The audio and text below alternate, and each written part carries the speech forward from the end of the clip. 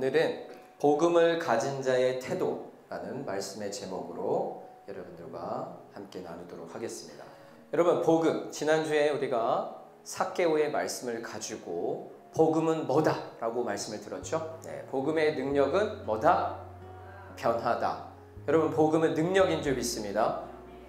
복음은 만나는 사람들마다 변화하는 능력이 있어요. 가장 대표적인 게 뭐예요? 죽음에서 생명으로 옮기는 변화의 능력이 있는 줄 믿습니다. 복음은 기쁜 소리예요. 복된 소리예요. 살리는 소리예요. 할렐루야. 복음은 회개케 만드는 소리예요. 깨우치는 소리예요. 복음을 들려줬을 때 복음을 들으려고 하는 자들 변화돼. 복음이 뭐예요? 예수님께서 이 땅에 어떻게 오셨고 어떻게 죽으시고 어떻게 부활하시고 어떻게 다시 오실 건가, 이 얘기의 총합이 복음이에요. 복음을 듣는 자마다 살아나는 역사가 일어나고 병 고침의 역사가 일어나고 치유의 역사가 일어나고, 할렐루야. 그 안엔 소망과 기쁨이 가득할 수밖에 없어. 그래서 기쁨의 소리인 거야.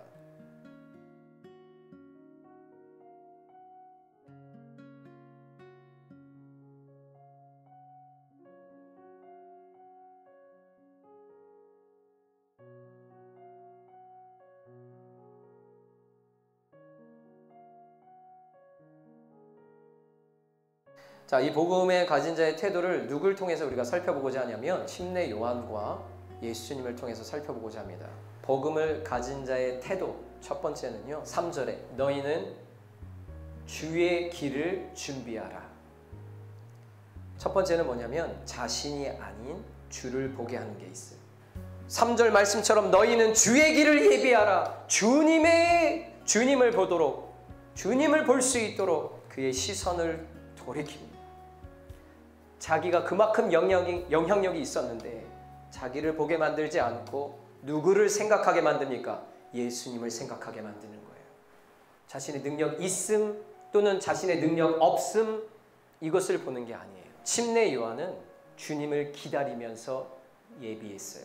주님을 기다리면서 그의 길을 준비했어요. 그의 생각은 언제나 누구의 생각으로 가득 차 있었냐면 주님으로 가득 차 있었던 거야. 그러니 사람들한테 이야기할 수 있었어요. 여러분, 주의 길을 예배하십시오. 두 번째는 복음을 가진 자의 태도는 자기의 능력을 부인하는 자입니다. 7절에 자기 능력을 부인하는 고백을 하게 되어집니다. 7절 읽겠습니다. 시작.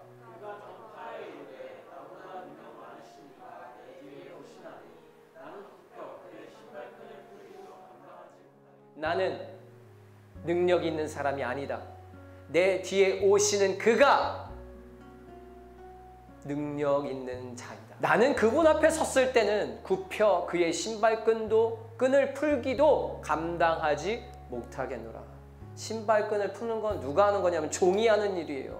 나는 종보다도 못한 자다라는 얘기를 하고 있는 거예요. 이렇게 지금 사람들이 전국에서 찾아오는 영향력이 있는 사람인데도 자기의 능력을 완전히 부인하고 하나님이 하시는 일이고 나는 그의 길을 예비하는 자일 뿐이다 라고 고백하는 이 자, 복음에 사로잡힌 자입니다. 세 번째는 같은 7절에서 볼 수 있듯이 겸손입니다. 여러분, 어떤 자에게 하늘문이 열리는지 알아요? 겸손한 자에게 열리는 거예요. 여기서도 이 겸손의 모습을 8절에서도 보여주는 거예요. 7절에서도 겸손, 8절에서도 겸손. 9절에 그때에 예수께서 갈릴리 나사렛으로부터 와서 요단강에서 요한에게 침례를 받으시고, 거꾸로 됐죠. 예수님이 요한에게 침례를 줘야 되는데 예수님이 요한한테 침례를 받는 거예요. 예수님조차도 무엇을 지금 우리에게 말하고 있는 거냐면 창조주가 인간에게 침례를 받아요. 겸손입니다. 이보다 더 겸손을 어떻게 표현해요? 10절에 보니까 자기에게 내려오심을 뭐 하더라?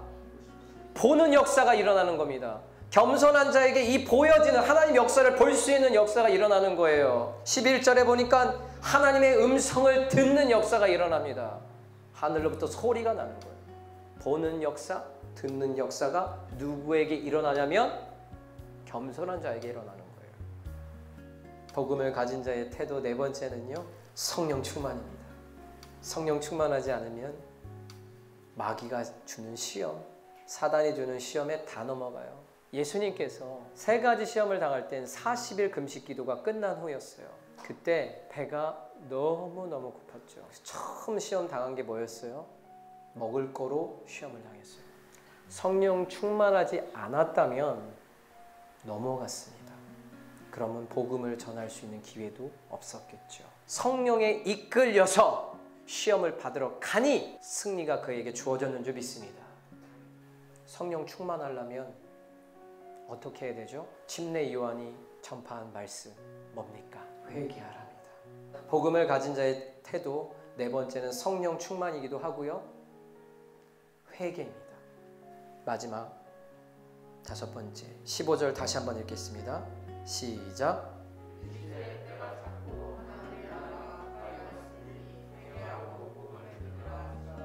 복음을 가진 자의 태도 5번째는 하나님의 때를 기다리는 거예요.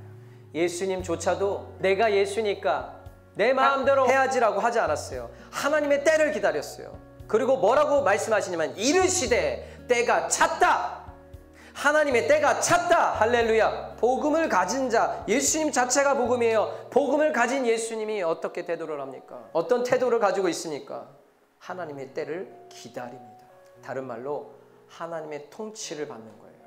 할렐루야. 때는 시간인데 시간의 주인이 하나님이기 때문에 복음을 가진 자의 태도는요, 항상 시선이 어디가 있냐면 주님께가 있다는 거예요. 2번째는 자기의 능력을 부인하는 겁니다. 3번째는 겸손해요. 4번째는 성령 충만해서 뭐 합니까? 회개하는 태도를 가지고 있고요. 5번째는 하나님의 때를 기다리는 태도를 가지고 있는 거예요. 요한을 통해서 예수님의 모습을 통해서 오늘 우리가 복음을 가진 자가 어떻게 살아가야 되는가 깨닫게 되는 줄 믿습니다.